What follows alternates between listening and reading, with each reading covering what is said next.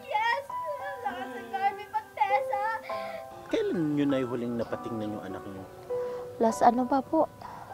2012. Matagal-tagal na rin po. Yes! Excited na ako! Yay! Makakapunta na ako Maynila! Yes!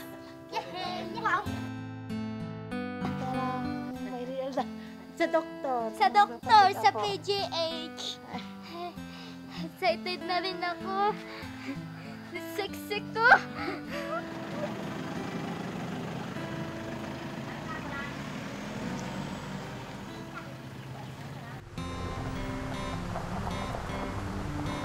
Dito na tayo.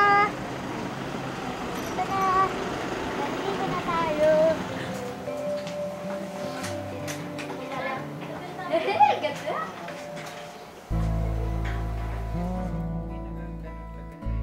Tingin ka dito. Sa ngayon naman, functional yung pasyente. Basically, hindi ito yung ini-expect natin ng hydrocephalus na hindi naagapan. Kasi yung iba, pag hindi na shunt at an early stage, pwede hong parang gulay ang pasyente. Gising pero parang tirik yung mata, tapos hindi nagsasalita, panay-panay ang kumbulsyon. At this stage, aggressive rehab I think may help, pero yung independent na kaya niya maglakad without any assistance, medyo mahirap sa ngayon dahil very prominent na yung contracture deformity dun sa paa. Yan po ibigay sa akin ng Diyos. Yan ay kaya ko po yan. Kahit na anong mangyari, kahit na po ako mahirap lang na tao, kinakaya ko po yan.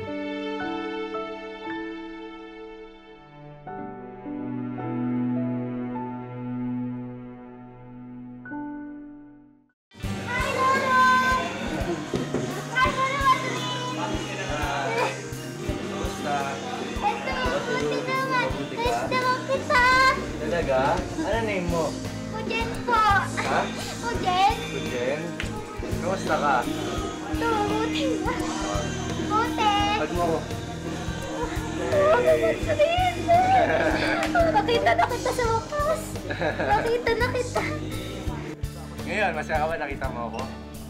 Masaya, masaya. Oh, beer. Yay! Ang saya-saya ko.